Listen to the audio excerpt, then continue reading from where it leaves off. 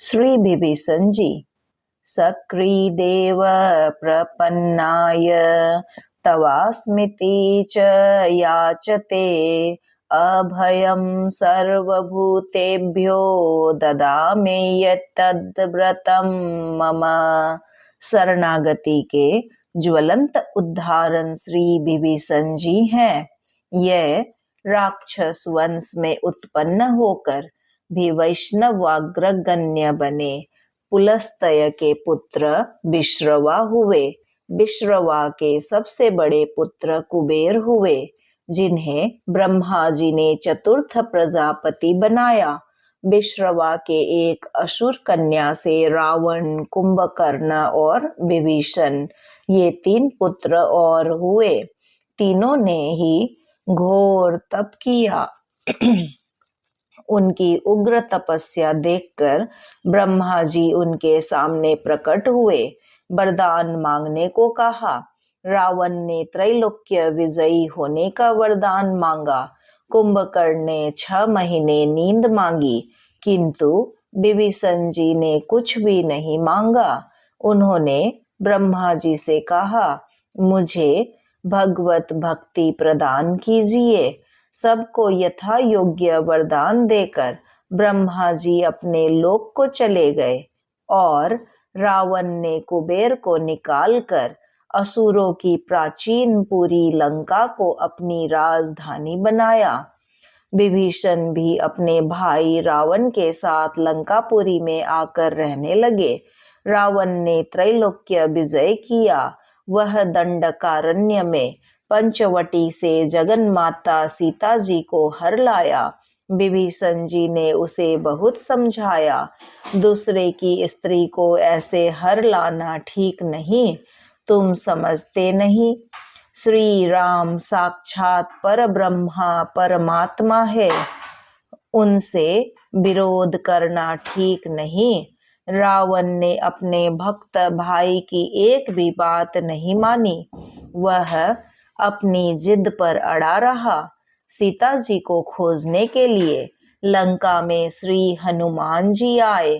द्वार द्वार और गली गली में वे सीता जी को खोजते फिरे। उसी खोज में उन्होंने विभीषण जी का घर देखा।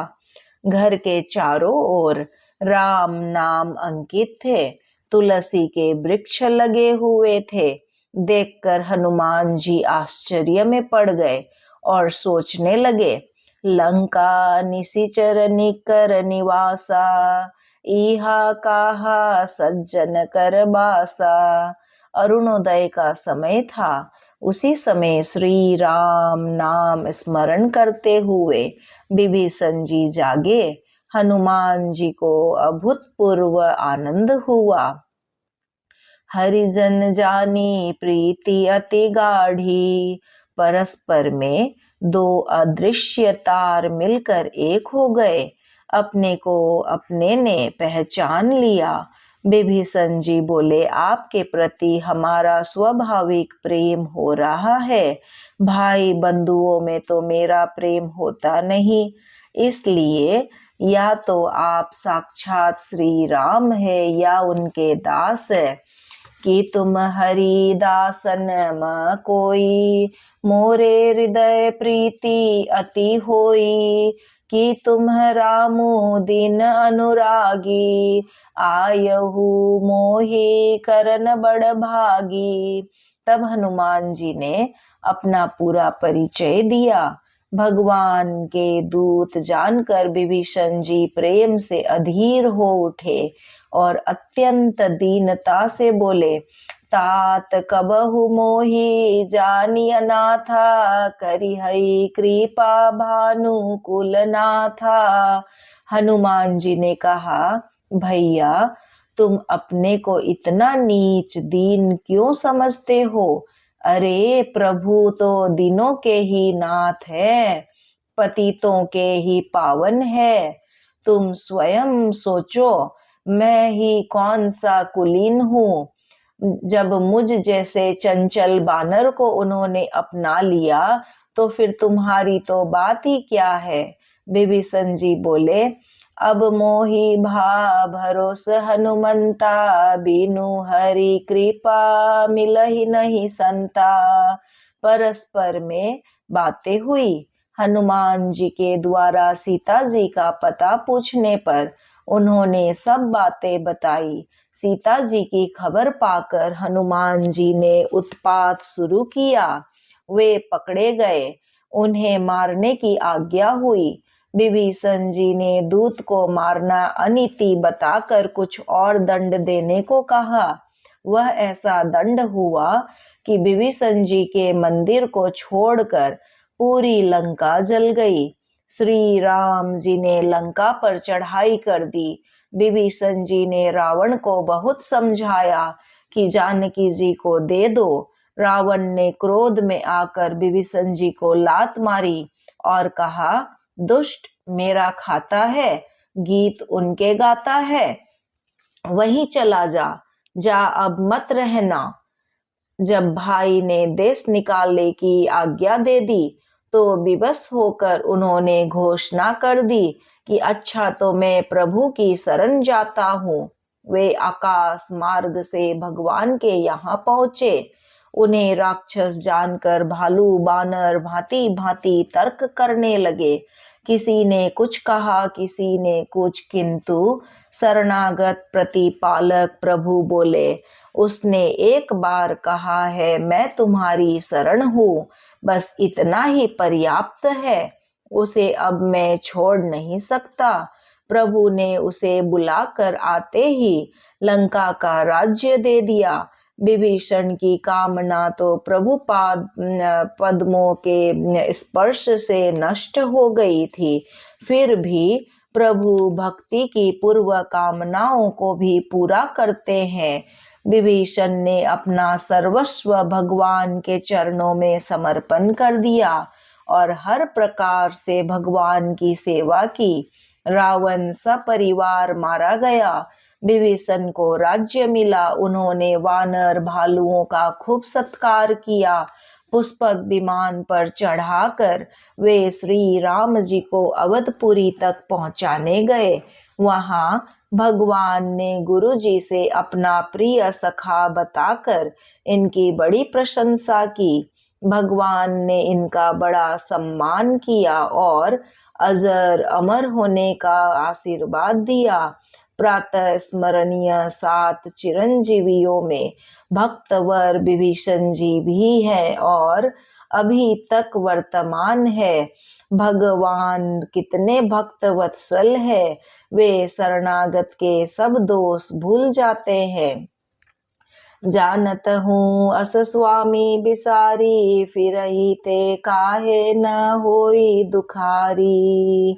श्री प्रियादास जी विभीषण जी की भक्ति का वर्णन एक प्रसंग के माध्यम से निम्न कवित्व में करते हैं। भक्ति जो विभीषण की कहे, ऐसो कौन जने पे, कछु कई जात सुनो चितलाए के। चलत जहाज परि अटक विचार कियो, को अंगहीन नर दियो लय बहाए के।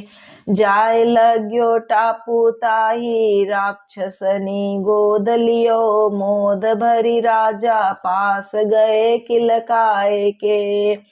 देखत सिंहासन ते कुदी परे, नयन भरे याही के आकर। राम देखे भाग पाए कई, रची कई सिंहासन पे ले बैठाए ताही। छन राक्षसन रीझी देत, मानी शुभ घरी हई। चाहत मुखार बिंद अति ही आनंद भरी, ढरकत नयन नीर टेकी ठाड़ो छरी हई। तौ न प्रसन्न होत, छन छन छिन ज्योति हुजिए। कृपाल मति मेरी अति हरी हई, करो सिंधु पार मेरे, यही सुख सागर दियो रतन अपार लाए। वाही ठोर फेरी है, राम नाम लेखे सेख मध्य, धरि दियो या को यही जल पार करई, भाव साचो पायो है। ताही ठौर बैठ्यो मानो नयो, और रूप भयो गयो जो जहाज, सोई फिरी करी आयो हई।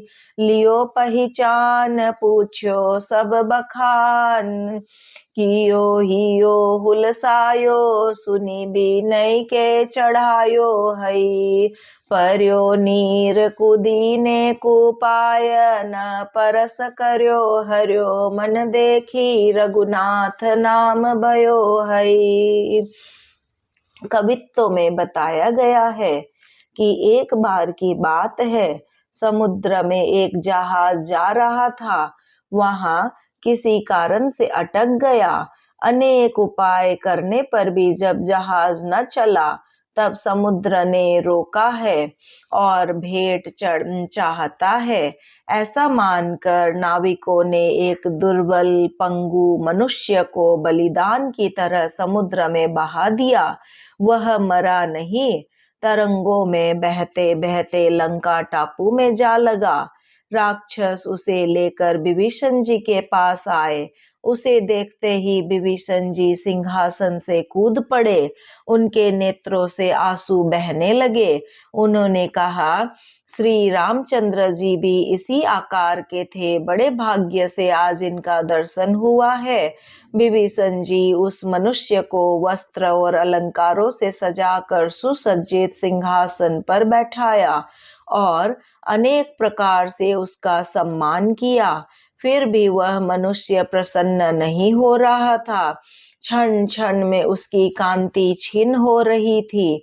तब विभीषण ने प्रार्थना की कि प्रभु कृपा कीजिए, सेवा के लिए मुझे आज्ञा दीजिए। यह सुनकर उस मनुष्य ने कहा, मुझे समुद्र के उस पार पहुंचा दो, इसी में मुझे बड़ा भारी सुख होगा। तब बहुमूल्य अपार रत्न राशि भेंट में उसे देकर विभीषण जी समुद्र तट पर फिर ले आए। विभीषण जी ने उस मनुष्य के सिर पर श्री राम नाम लिखकर रख दिया और कहा कि यही राम नाम तुम्हें समुद्र से पार कर देगा। विभीषण की कृपा से उस मनुष्य में भी सच्चा प्रेम और विश्वास उत्पन्न हो गया और वह उसी ठौर बैठ गया। संयोग बस वही जहाज फिर लौट कर आया जिससे इसे गिराया गया था। जहाज पर के लोगों ने इसे पहचान लिया। पूछने पर उसने उल्लास पूर्वक सब वृतांत बताया। सुनकर लोगों को बड़ी प्रसन्नता हुई। उन लोगों ने बड़ी अनुनय विनय करके उस मनुष्य को जहाज पर चढ़ा लिया। लोभवश नाविकों ने उससे रत्न राशि छीननी चाहिए। तब वह जल में कूद पड़ा और थल की तरह जल में चलने लगा। उसके पैरों में जल छू तक नहीं रहा था। यह देखकर सब आश्चर्यचकित हो गए और उससे इसका कारण पूछा। उसने विभीषण द्वारा बताई गई श्री राम नाम महिमा सबको बताई। अब तो सब बहुत पछताए, क्षमा मांगी और नाम में सबका अपार प्रेम हो गया। ऐसे श्री राम निष्ठ भक्त थे श्री विभीषण जी। सियावर रामचंद्र की जय, पवन सुत हनुमान की जय। श्रीमन्नारायण नारायण नारायण, भज मन हरि नारायण नारायण नारायण।